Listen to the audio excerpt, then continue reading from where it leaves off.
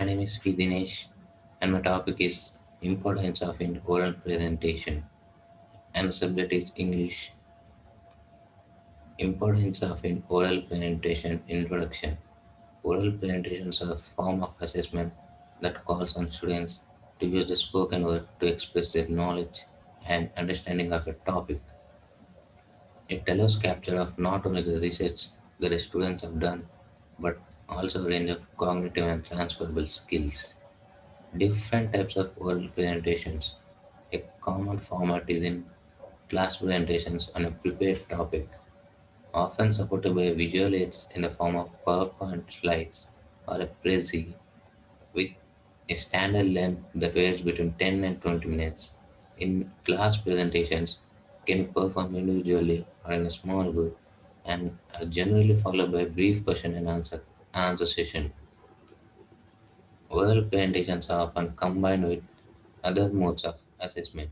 For example, oral presentation of a project report, oral presentation of a poster, commentary on a practical exercise, etc. Also common is the use of Pecha Kucha, a fast-paced presentation format consisting, consisting of a fixed number of slides that are set to move on every 20 seconds.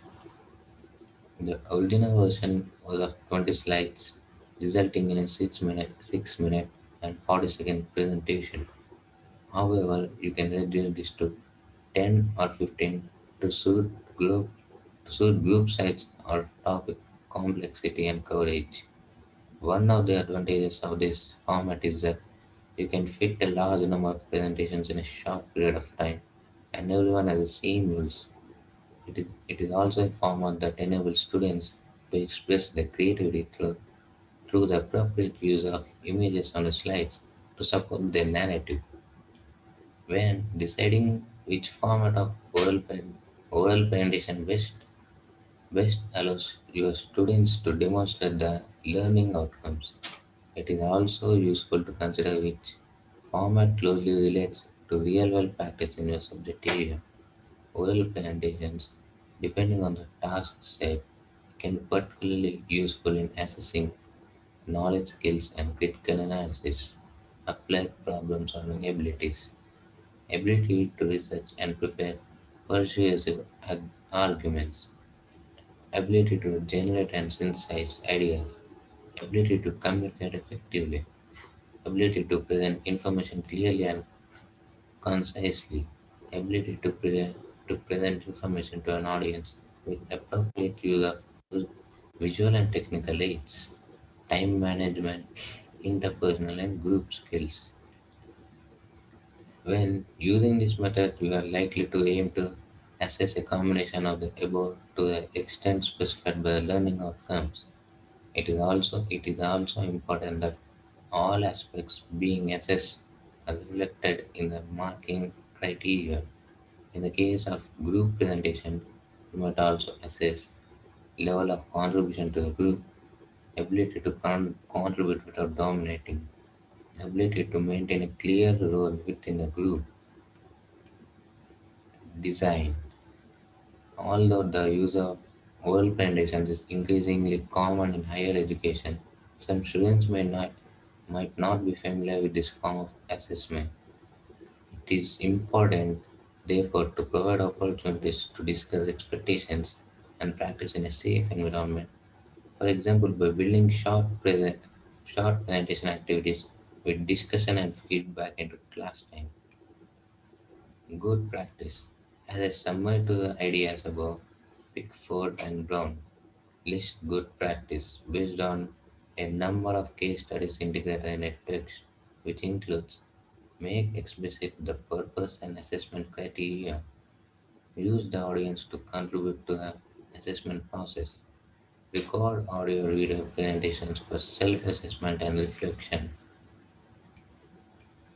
keep presentations short, consider bringing in externals from commerce or industry to add authenticity. Consider banning notes or audiovisual aids.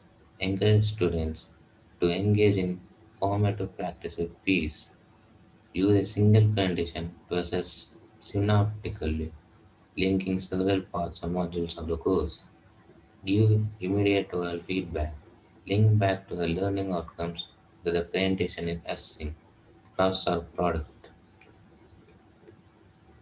Diversity and inclusion. Some students might feel more comfortable or be better able to express themselves orally than in writing and vice versa.